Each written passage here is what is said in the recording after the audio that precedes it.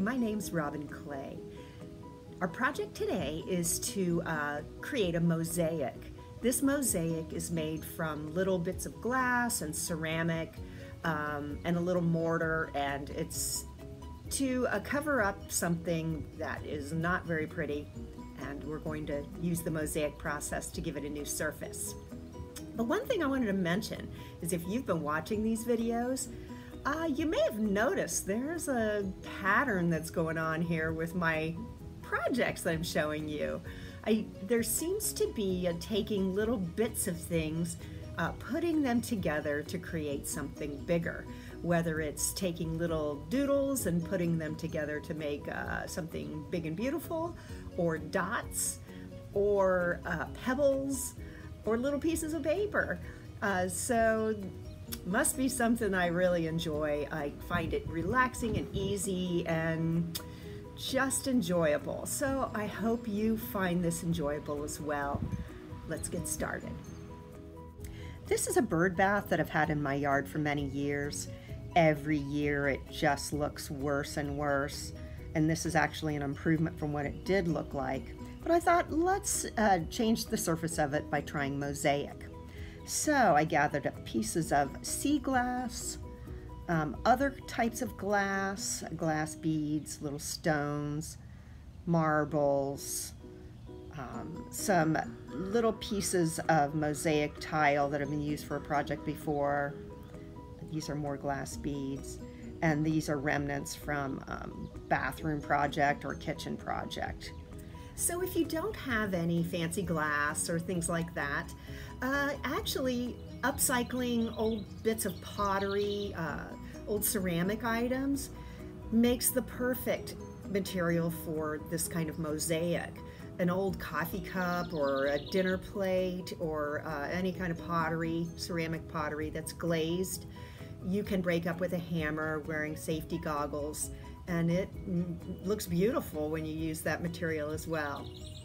Before I actually started gluing pieces in place, I played around with some design ideas. This is a mandala, and a mandala is something in the center and designs that circle around it. The product I'm going to use for gluing is Weld Bond, but as it turns out, Weld Bond is wonderful for indoor mosaic projects, but not outdoor mosaic projects. So if you're doing an outdoor project, thin set mortar is the way to go. So here you can see I've started gluing pieces in place from my original design. There are spaces that I've left that need to be filled in with more pieces. So these little pieces fit together like a puzzle, and you want them pretty close together. You can see here that I've filled in pretty much the whole center. So from here on out, I'm improvising. Mandalas are really great for that because we're making circle patterns. You can see I've used a pattern of white that goes around the edges.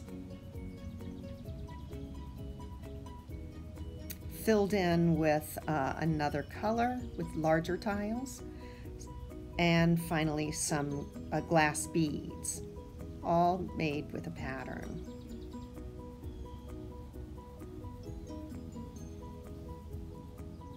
So this is what I have so far. The last thing I'm going to do is fill in with green. One thing I'd like to say about my colors is that I chose colors that I am repeating throughout the design. That helps create a unified effect. I'm lucky enough to have glass nippers, as you can see here, that I can cut pieces of my glass into smaller pieces to help kind of squeeze in between the odd spaces that I need to fill in. If you're using ceramic pieces, you use your hammer to just break those into smaller parts. So here the mosaic work is completed. I'm pretty much filled in the whole top surface of the bird bath. Now we're ready to get down to the business of grouting your project. This is tile grout. It has Portland cement in it, which makes it really hard when it's done. You'll need a mask, gloves, a covered work surface, in a small plastic tub. I've dumped my grout in here, and now I'm going to add water a little at a time.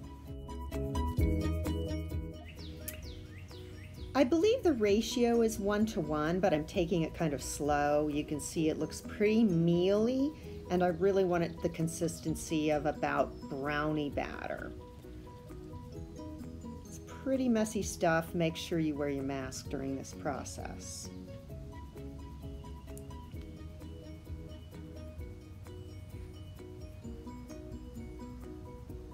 You can see it's getting a lot creamier here, a lot smoother.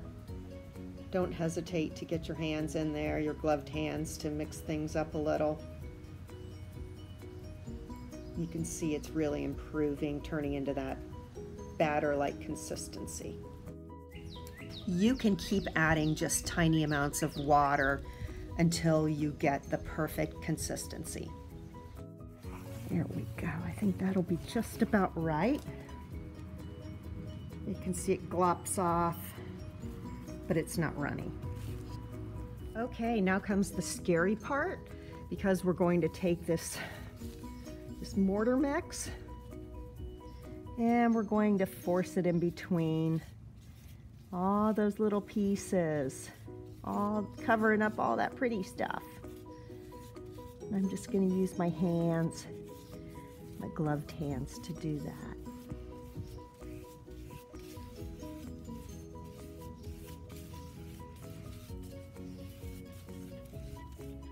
So everything's grouted, and I'm just taking a dry paper towel and just kind of wiping off the remaining glops to make it easier to clean everything up later. We're going to let that set for a little while, and then I'll show you the next step. We're almost done. Okay, we're back. It's been about 30 minutes, and now we're going to start to clean up the mess here. You can see that there's a difference between this and what you see inside here a little bit, and that's because I've taken an old toothbrush and I'm just kind of scrubbing away at the outside of it. The other tool I have, highly sophisticated, an old sock, and that makes a perfect cleaning tool as well. So I'm just going to work on this for a bit, and I'm just sitting outside. It's real relaxing, just taking it easy, watching the pretty results come out.